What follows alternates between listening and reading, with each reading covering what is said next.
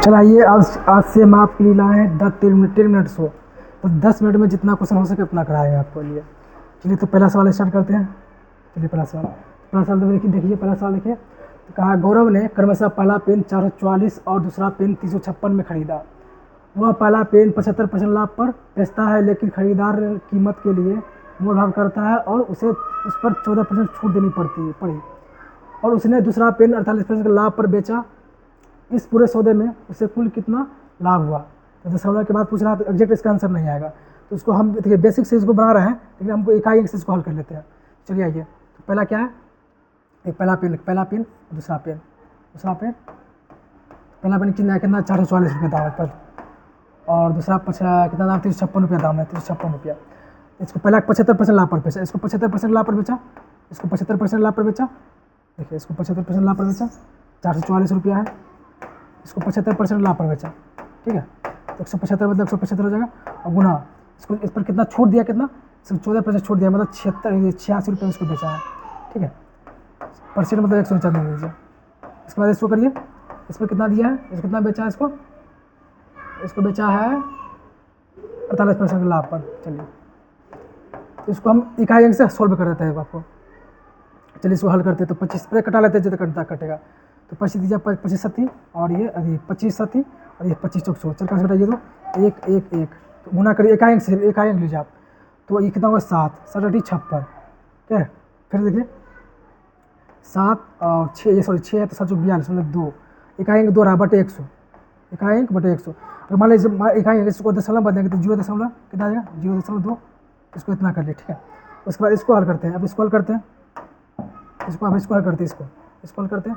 देखिए कटाना ही नहीं, जो कट रहा है उसको कटाइए, मतलब जो 10 नीचे में दशमलव आ रहा है इसमें क्यों कटाएं? देखिए यहाँ कहीं यहाँ पर एक्स्ट्रा में 0 बन रहा था, ये गुना करिए 0 बनना था, 0 ऊपर नहीं बनना चाहिए, इसलिए हमें इसको कटाना पड़ा इसको।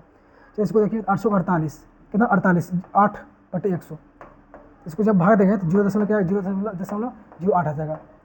अब इसको जोड़ लीजिए, तो जोड़ेंगे कितना हुआ, 0 कितना हुआ 10,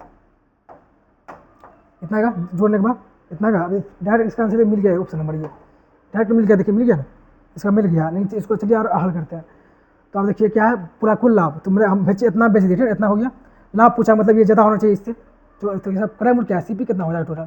सीपी है 444 और 356, जो लीजिए इसको 4 10 तो 9 1 10।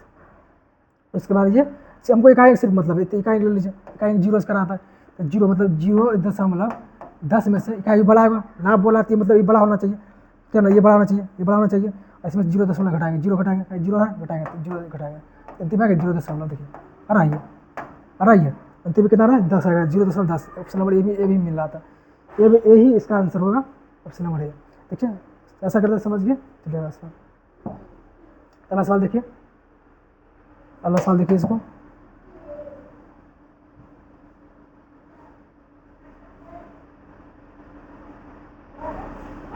अगला सवाल दिख रहा है। गोविंद ने 4800 के कुल क्रय मूल्य पर 2 वस्तुएं खरीदी। उसने एक वस्तु को 34% लाभ पर और दूसरी वस्तु को 10% हानि पर बेचा। यदि गोविंद ने दोनों वस्तुओं को कुल 5442 रुपये में बेचा, तो दोनों वस्तुओं को क्रय मूल्य का अंतर याद कीजिए। देखिए डायरेक्ट इसको ऑप्शन में एग्जाम में बैठना तो कैसे बनाना, देखिए पहले दोनों संख्या किससे, इसको भूल जाइए। इसको देखिए कितना कट रहा है, इसे कितना कर रहा है, देखिए कितना कर रहा है, ये 3 से ही कट रहा है और ये 3 से ये भी कट रहा है। तो जो भी ऑप्शन होगा 3 से कटने वाला होगा।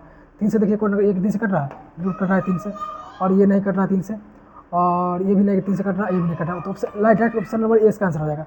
तो इसको बनाना कैसे, तो बनाना कैसे, चलिए आप इसको अनुपात नियम से बना सकते हैं, या तो हम जिससे बना रहे हैं उससे भी बना सकते हैं आप। इसको बच्चा जैसे शुरू पढ़ते हैं आप, जैसे पढ़ते हैं कोचिंग में कैसे पढ़ते हैं उसको ऐसे बनाते हैं। चलिए मान लीजिए पहला वस्तु है, तो पहला वस्तु है, दूसरा वस्तु मान लीजिए। तो पहला मान लीजिए 100 रुपये बेचे, और दूसरा क्या है 48 माइनस एक्स, दोनों मिल के पूरा है 4800 मिला, दोनों मिला के 48 रुपये बेच रहा है। तो पहला मान लिया एक्स, दूसरा मान लिया 4800 माइनस एक्स। इस पहला बेला के अंदर 24% लाभ पर, तो लाभ मत लीजिए, सिर्फ 34% लिखिए, 34% लिख दीजिए, 34% लिख दीजिए बस डायरेक्ट। उसके बाद क्या इसमें कितना है, इस पर कितना, इसको कितना बेच रहा है, दूसरा 10% हानि पर, 10% हानि मतलब 10 माइनस के मतलब 10 ले लीजिए, हानि मतलब माइनस का चिन्ह ले लीजिए, 10% बोला 10% ले लीजिए बराबर। देखिए दोनों कितना लाभ एक्स्ट्रा कितना कमा रहा है, 4800 रुपया कितना हो रहा है, 5442 हो रहा है, तो कितना एक्स्ट्रा हो रहा है, तो घटा दीजिए। तो 2 हो रहा है, ये 2 और ये घटाएंगे तो 4 और यहाँ 6, 642 में घट कितना 642 है। इसको हल कर लीजिए। इसको हल करने कितना आएगा, ये 34% हो जाएगा, 34% एक्स, फिर प्लस इसको 10% निकालेंगे तो माइनस होगा, माइनस प्लस माइनस माइनस होगा। चलिए 10% कितना होगा 480 और माइनस प्लस 10% एक्स बराबर 642 रुपया हो जाएगा। इसको हल कर लेते हैं। इसको हल करके 44% हो जाएगा, 44% एक्स और बराबर इसको जोड़ देंगे उधर तो ये 2 8 4 12 10 से 11। अब इसको कटा लीजिए चरका से, चरका से कटाएंगे तो चरका से कटाएंगे, 11 काट दें, 11 से 4 बार में और 11 से 1 0 2, तो चरका से कटाएंगे तो 4 दूनी 8, 4 दूनी 8 हो जाएगा और ये 22 5 और 5 25.5 कट जाएगा। तो एक्स का मान कितना आ गया, एक्स परसेंट बराबर परसेंट दीजिए, 1% उधर भेज देंगे गुना हो जाएगा, कितना हो जाएगा ये गुना 2550 हो जाएगा। इसका डायरेक्ट एक्स का मान निकले 2550। एक्स को यहाँ पे देखिए एक्स का मान कितना आ रहा था, एक्स परसेंट का मान आ रहा था 25.25 25.50 कभी कर सकते हैं इसको। तो एक्स का मान जब इसको उड़ा नीचा में आएगा, परसेंट मतलब 100 होता है नीचा में, 100 नीचा के उसको उधर गुना कर दिए, कितना इसका आ गया एक्स का मान 2550 हो गया। तो एक्स का मान आ गया इस नंबर, घटा के हम निकाल लेते हैं दूसरा का मान। पहला का मान आ गया 2550, तो दूसरा का मान 4800 घटा दीजिए, घटाइए 2550 को घटा दीजिए, घटाइए 0 ये 5 और ये 2 और यह 2, दोनों का अंतर पूछा, दोनों क्रममूल का अंतर। तो देखिए पहला दूसरा ये है, पहला ये, तो दोनों घटा लीजिए, घटाइए तो 0 0 0 होगा, ठीक, पहले नंबर 0 लास्ट में होगा, ये दोनों ऑप्शन नहीं होगा। तो घटाइए तो 0 फिर 0 डबल लीजिए, 300 आ गया, देखिए 0 0 300। चलो आप ऐसा करते हैं, आप समझ गए सवाल को। चलिए अगला सवाल। इस साल देखिए, यदि किसी बिस्तर का विक्रय मूल्य प्रारंभिक मूल्य का 2 गुना है तो लाभ प्रारंभिक लाभ का 7 गुना होगा, तो प्रारंभिक लाभ का प्रतिशत याद कीजिए। इसे डायरेक्ट बनाने के नियम क्या है, देखिए किसने करिए, इसमें से घटाइए। डायरेक्ट अगर निकालना है कोई लाभ परसेंट बराबर प्रॉफिट परसेंट बराबर डायरेक्ट निकालना आपको, इसमें से घटाइए 1 बटे, इसमें से 2 घटा लीजिए, इसमें 2 घटाइए 5 और गुना 100 कर लीजिए परसेंट का।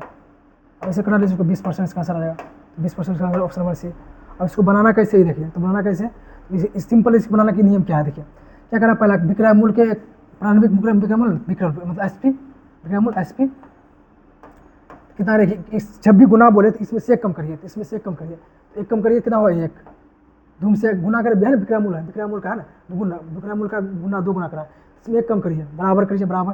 इसके बाद क्या दिया है, लाभ बोला, लाभ का 7 गुना, क्या लाभ प्रॉफिट लिखिए और इसमें 1 कम, इसमें 1 कम करिए, 1 कम करिए कितना हुआ 6, कितना हुआ 6। अब उसको हल करिए, अनुपात निकाल लीजिए, एस पी अनुपात पी निकाल लीजिए, तो ये 6 हो जाएगा और यहाँ 1 हो जाएगा।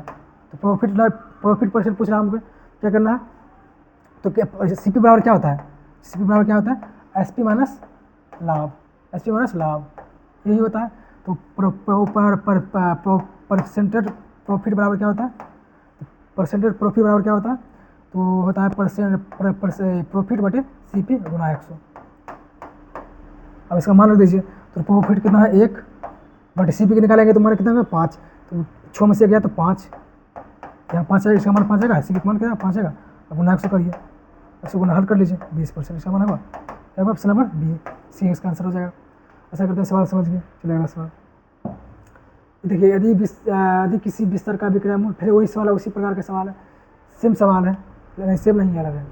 क्या करना है, डायरेक्ट निकालेंगे, क्या है प्रॉफिट परसेंट बराबर, क्या करना है, इसमें से 1 कम करिए, 1 कम नीचा, इसमें से 2 कम करना है हमेशा, 2 कम करिए कितना 5, 2 कम 4 गुना 100, 2 कम करेंगे तो 4 आ जाएगा।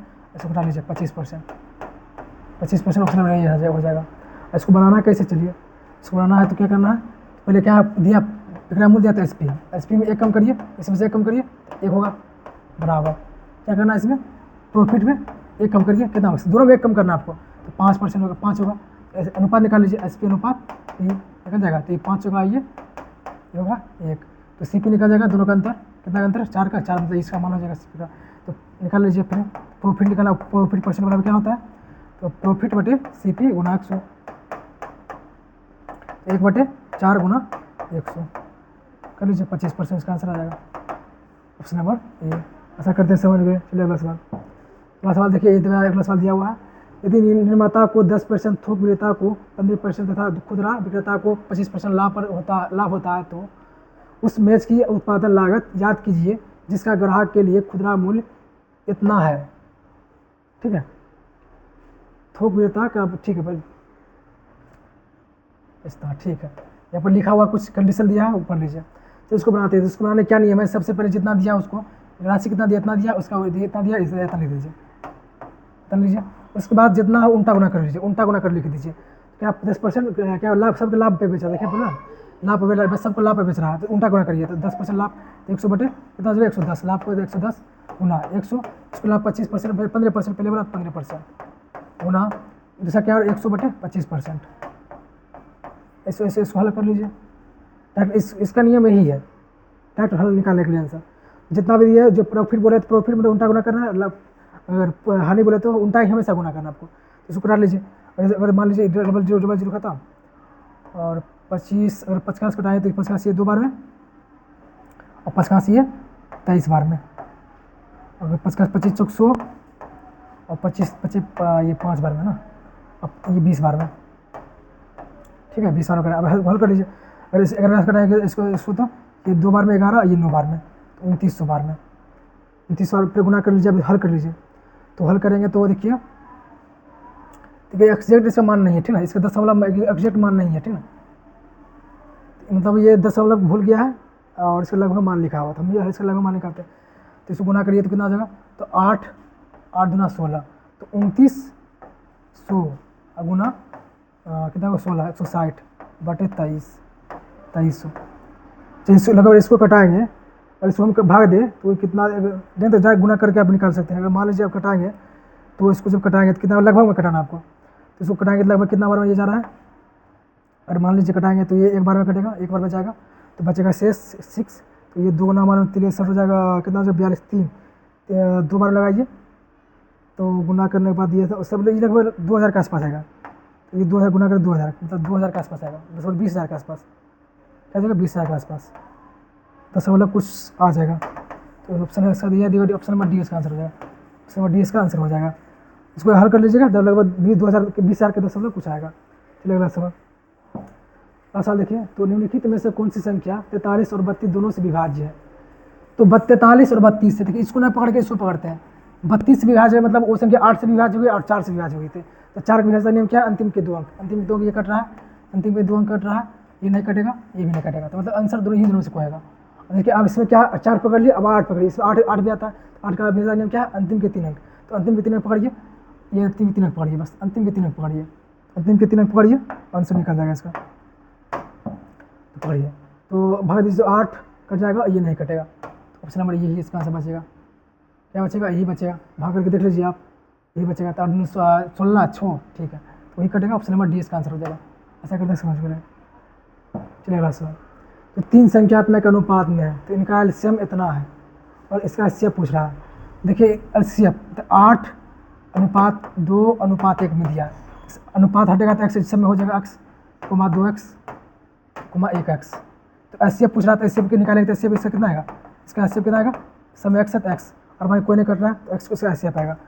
एलसीएम आएगा क्या, एलसीएम आएगा सबका गुना, एलसीएम क्या आएगा सबका गुना, मतलब 8 गुना 2 गुना 1 और गुना एक्स।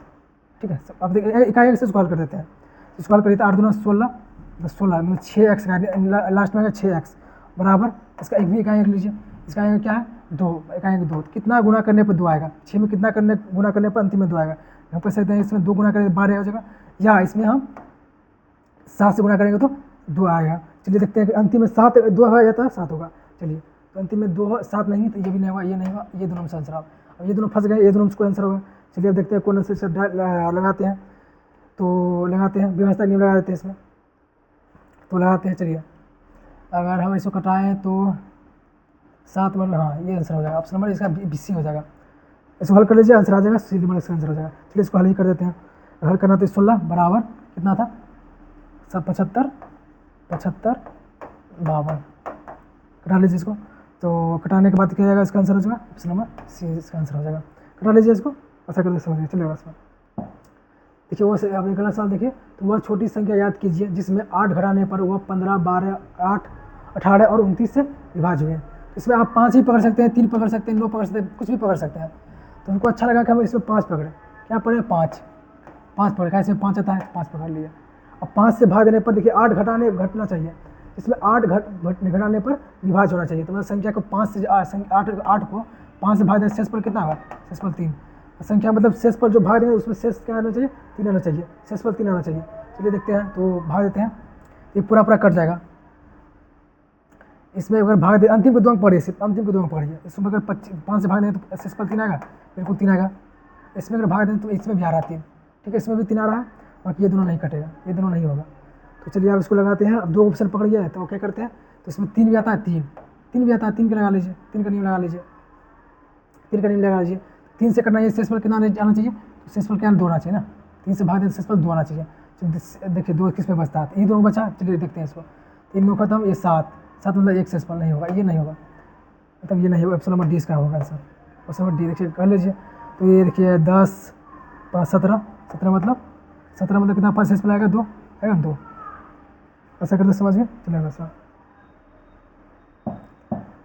सवाल देखिए, इस सवाल देखिए, बोला 3 संख्यात्मक अनुपात में है, उनका एलसीएम इतना है, तो ऐसे बात कीजिए। फिर वही सवाल है, इकाई से हल कर लिए इसको, देखिए अपना करिए। तो ये 3 है, 3 अंतिम इकाई में 3 होगा, 3x बराबर अंतिम में 0 है।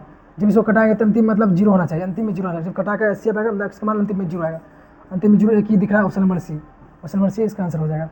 ऐसा करते हैं, आप समझ गए हैं। चलिए, तो कैसा लगा आपको वीडियो जरूर बताइएगा।